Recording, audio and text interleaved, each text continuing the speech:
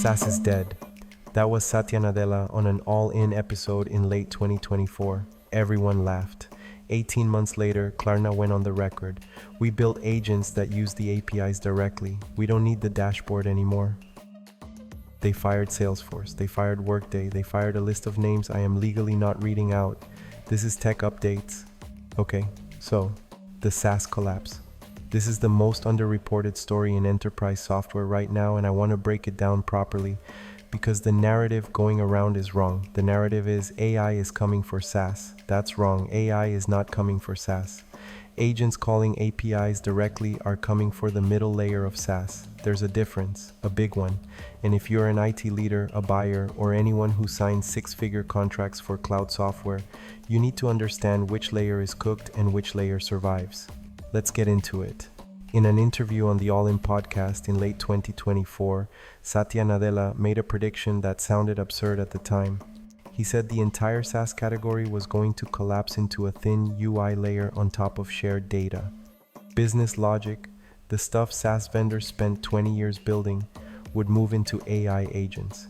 Your CRM, your HR system, your finance tool would converge into one agent layer sitting on top of a data layer. At the time, this sounded like a Microsoft CEO trying to sell you Copilot. Fair, I'll give the audience that. There was commercial motivation. Then Klarna happened. Klarna is a buy now, pay later company out of Sweden, about 6,000 employees before 2023. They've gotten smaller since.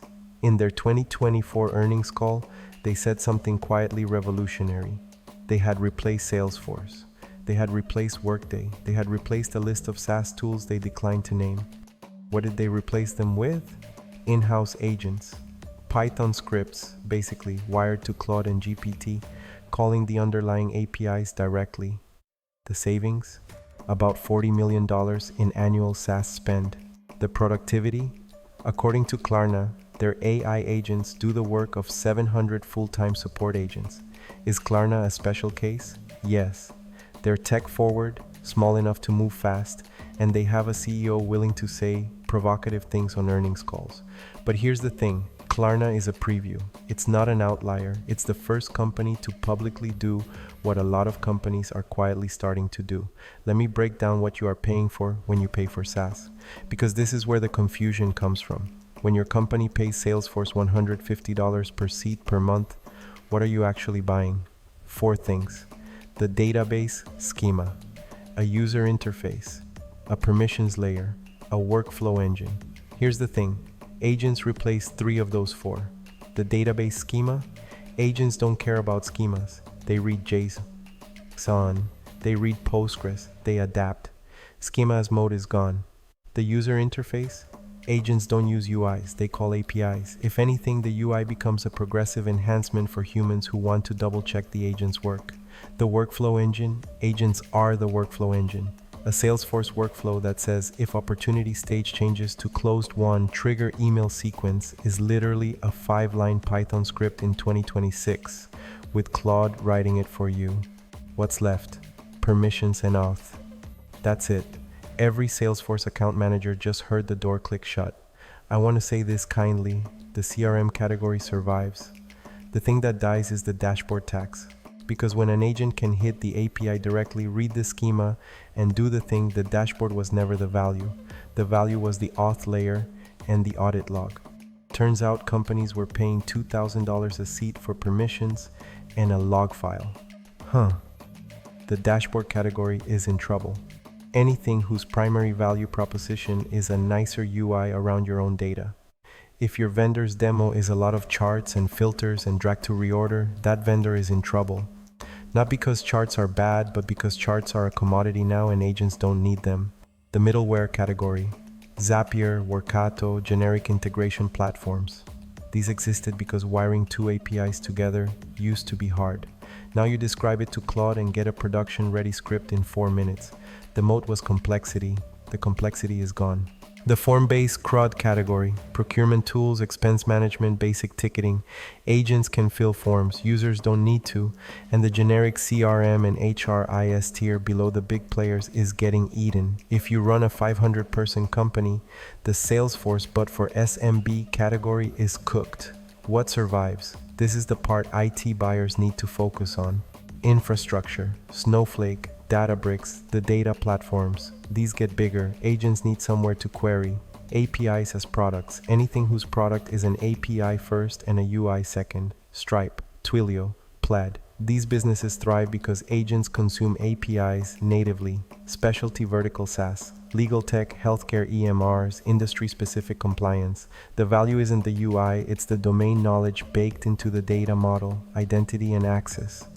Okta, Auto, the big IAM vendors. These get stronger because every agent needs an identity. Every agent call is an audit event. The IAM layer is more important in a 45-to-1 machine-to-human world, not less. Which, by the way, is episode 21. Stay subscribed.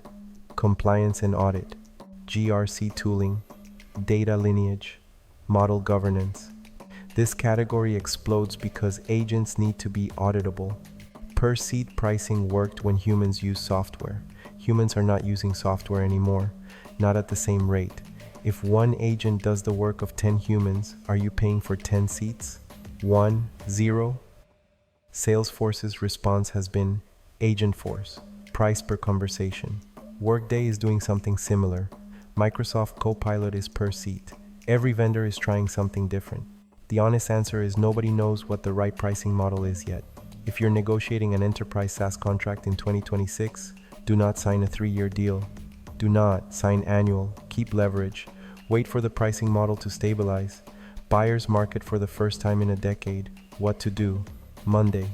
Inventory your SaaS stack. Every vendor, every contract, every renewal date.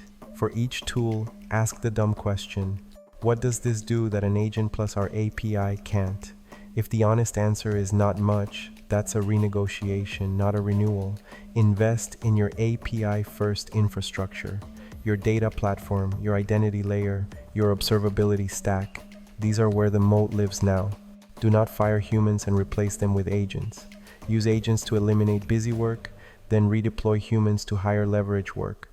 Start small. Build one internal agent for one workflow. Learn the failure modes. SaaS is dead was wrong, by the way. SaaS isn't dead. What's dead is the dashboard tax the premium companies pay for UI and workflow on top of data. The infrastructure layer is more alive than ever. The data layer is bigger than ever.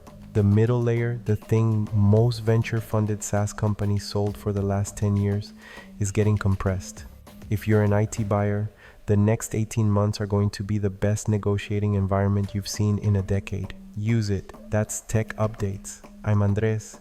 See you next episode when we dig into the thing every developer is one dependency away from, the supply chain break nobody's talking about.